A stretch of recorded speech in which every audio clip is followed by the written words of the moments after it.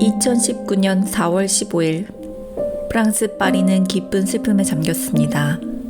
바로 프랑스의 상징이라고 할 수 있는 노트르담 대성당이 화재로 일부분 소실되었기 때문인데요. 1260년 완공되어 850년간 보존되었던 역사적 고딕 건축물이 한순간 화마로 인해 씻을 수 없는 손상을 입게 되었습니다. 사람들은 성당이 불길에 휩싸이는 장면을 보고 경악을 금치 못했습니다. 이 화재는 가장 높이 솟은 첨탑과 그 아래 지붕을 무너뜨리고 건물의 균형에 손상을 입힐 만큼 위력이 대단했습니다. 첫 번째 화재 경보는 4월 15일 프랑스 현지 시각으로 18시 20분에 울렸습니다. 경비원은 화재를 발견하지 못했지만 일단 사람들을 대피시킵니다. 두 번째 경보는 20여 분이 지난 뒤 18시 43분에 재차 작동했습니다. 그때서야 경비원은 화재를 알아차립니다. 18시 50분, 첨탑 부근이 타기 시작하더니 화염은 지붕 전체를 덮기 시작했습니다. 여전히 소방차가 물을 뿌리며 진압에 전력을 다했지만 물줄기와 반대로 불어오는 바람은 그들의 노력을 무용지물로 만들었습니다. 불은 첨탑을 타고 올라갔고 동시에 지붕 전체로 옮겨붙기 시작했습니다. 스테인드 글라스와 석회암으로 이루어진 건물은 열에 매우 취약한 특징이 있습니다. 소방관들은 건물의 균형이 무너지는 것을 막기 위해서 가능하면 낮은 수압으로 불을 꺼야만 했습니다. 한꺼번에 많은 물을 투하하는 소방 헬기도 수압 때문에 사용하지 못했죠. 20시 28분, 첨탑은 이미 소실되었고 지붕도 화재로 인해 커다란 구멍이 생겼습니다. 21시가 지날 무렵 불은 급기야 아래쪽으로 번지기 시작합니다. 소방관들은 불이 성당 내부나 종탑으로 번지는 것을 막기 위해 안간힘을 썼습니다. 불행 중 다행으로 불이 파사드로 옮겨 붙기 전 화재를 진압할 수 있었습니다.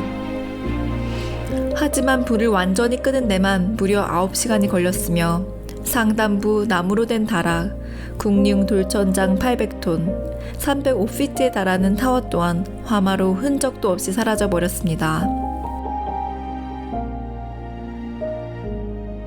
이후 화재 감식반은 어떻게 성당이 화마에 휩싸이게 되었는가에 대한 조사를 시작했습니다.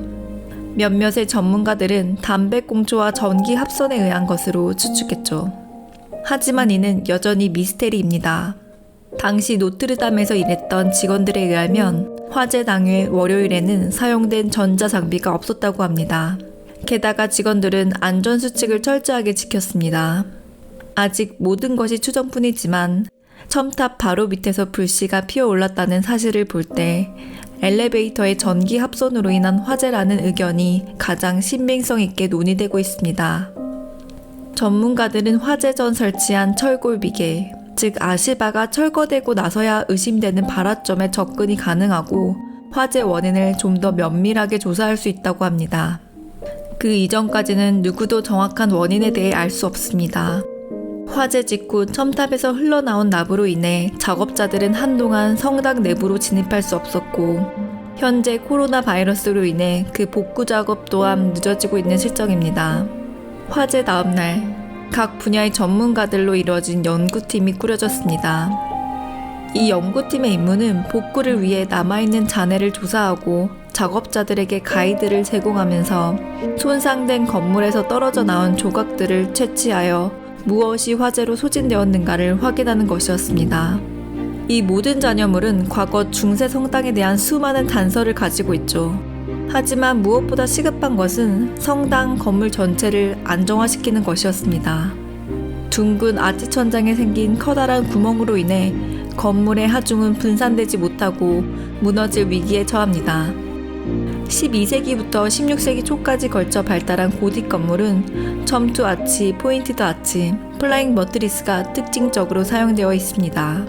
고딕 건축물은 엄청난 높이를 감당하기 위해 각 구조물이 경량화되어 있고 수직과 수평의 힘을 각 구조가 고르게 나눠 가지면서 균형과 안정을 이루고 있는 중세시대의 대표적인 건축 양식입니다.